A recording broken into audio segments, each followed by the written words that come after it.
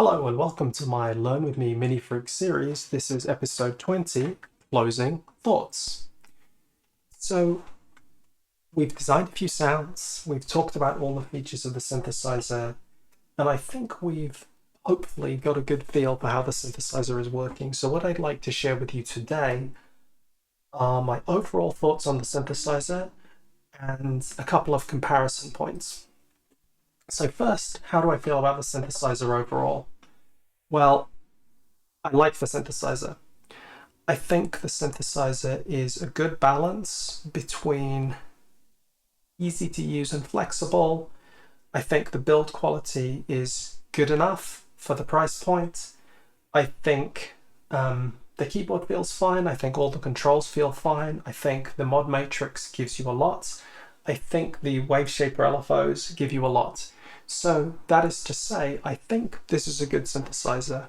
Additionally, though I am not one to harp on about analog versus digital, I have enjoyed the character that the filters on this synthesizer add to the digital signal. Now, I believe this is the same filter as was in the Microfreak, but something is quite pleasing about the way these interact. On that subject, my first comparison point, the Microfreak. In one regard, I think Arturia have been something of a victim of their own success with respect to the Microfreak. And why is that? I think it is because the Microfreak was so well priced and so well positioned in the market that many people bought it.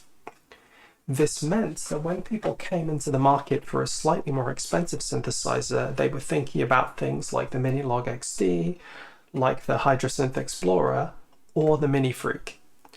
And I think what a lot of people did was they thought, well, I already have the Microfreak, why would I want the Minifreak? And I think that is a mistake for the consumer because the Minifreak is much more than just the slightly expanded Microfreak. I think the Minifreak takes the concept of the Microfreak in terms of being algorithm-based oscillators, in terms of having an analog filter, but it puts it into the body of a much more serious synthesizer. And I think when considered without thinking about the Microfreak as a comparison point, I think this ticks very many boxes and it provides you a palette of sounds, some of which can feel digital, but I say that in a good way. That's to say, there are sounds that I would have traditionally gone to a computer, gone to a VST for, and I feel like I can get those from the Minifreak. Add on to that, Minifreak V being included, I have the capacity to take the patches that I create and put them into my DAW and have multiple instances of those. So though this is a monotimbral synthesizer, I have access to multi-timbrality by using the computer, not by recording audio, but by using the provided plugin. Now, Arturia has a good background in creating model synthesizers. The V collection is excellent, and I think Minifreak V sounds very much like this. Given that really only the filter is analog, that's unsurprising, but it does a good job. You're not going to feel like your Minifreak V patch sounds bad compared to this. So that's the comparison with the Microfreak. I'm hoping that Microfreak's additional algorithms will make their way here, which I expect that they will. The other comparison point that I'd like to make is the Hydra Explorer. So the Hydra Explorer, I did a Learn With Me series on that, and I think you will have gathered from that series that I think it is a good synthesizer, but it is not a great synthesizer. And the reason it's not a great synthesizer is that the core timbral quality of the synth and the quality of the filters I don't think are as good as they could have been, which is very unfortunate because it is an excellently conceived synthesizer at a great price point with a fantastic build. But sound is what a synthesizer is about, and for me it is slightly let down in that regard. Now if you're going to do very complex, very highly modulated patches, then maybe that doesn't matter at all. And I think that's what a lot of people are going to do with Hydra Explorer. But for me, the core tone of the Minifreak is a more pleasing sound.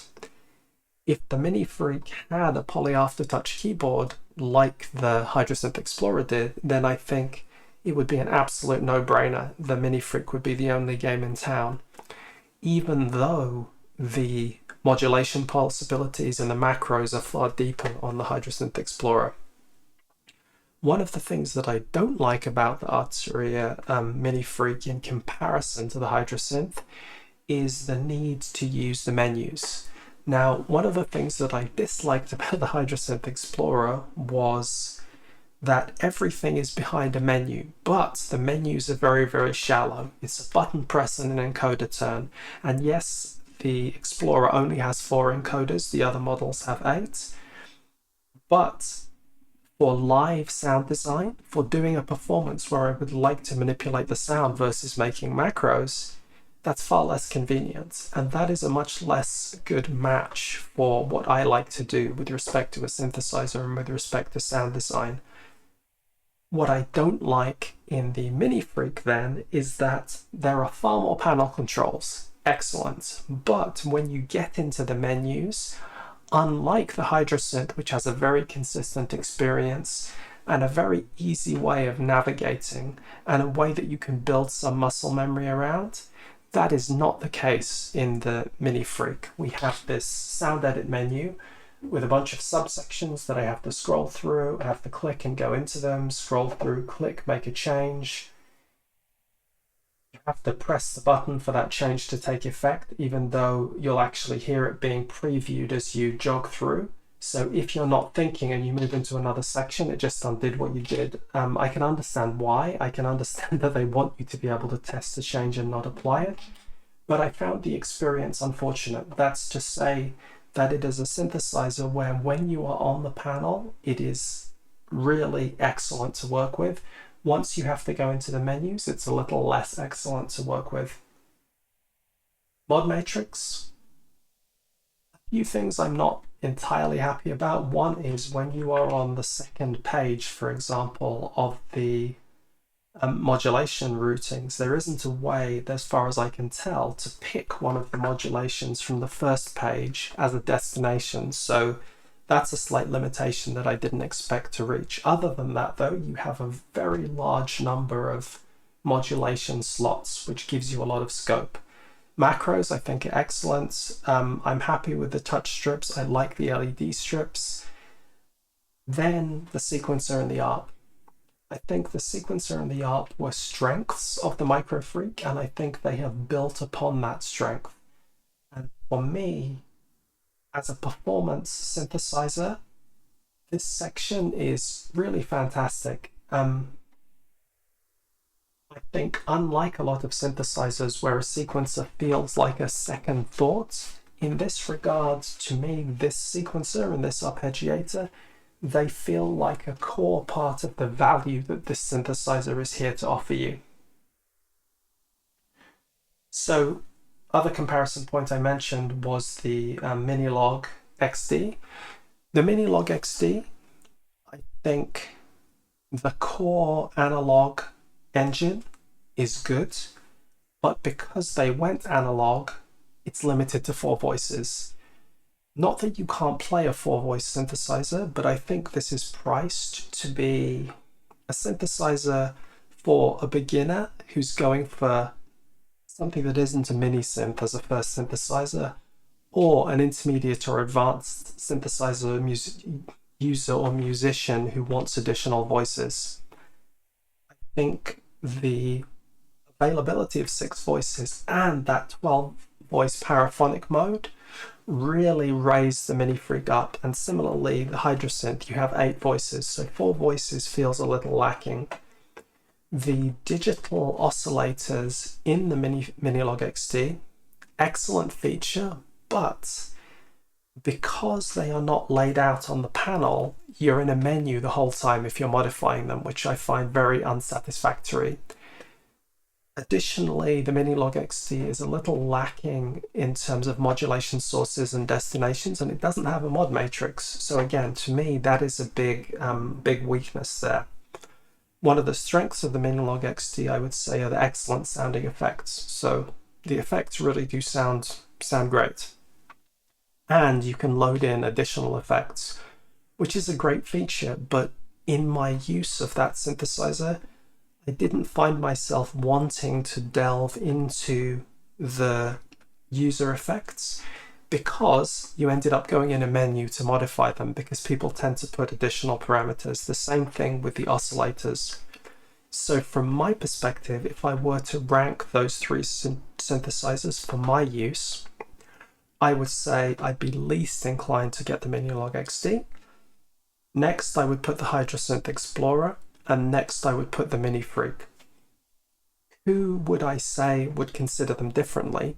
Well, think about who I am. I'm someone who is interested in deep sound design, but I am also interested in live performance, and I feel the Hydra Synth is let down by the live performance capabilities. The Minifreak is probably slightly weaker from a nuts and bolts sound design perspective, but I think that's well compensated for by the range of algorithms that are made available to you. So who is the Minilog XD for? I think the Minilog XD is for somebody who wants a relatively simple synthesizer that strips away a lot of the elements which may feel intimidating or confusing and allows you to focus on the basics of synthesis. And I think that's good, and there are certainly people who want that. That's not really me. Finally, the Hydra Explorer, where does that sit? I think the Hydra Explorer benefits tremendously from deep and complex sound design. You've got the three oscillators, plus you have the mutants, which add a whole load of different timbre capabilities, and you have dual filters. That is a set of features that are not that commonly available in hardware, and I think between those things you have access to tones that you can't get anywhere else. Combine that it's tremendously well built and it makes for a great controller, I enjoy it. And in a sense, I wish it was the top of the list that I just gave. But for me, in the sub $600 polysynth bracket, the Arturia Minifreak is the winner. For you, who knows?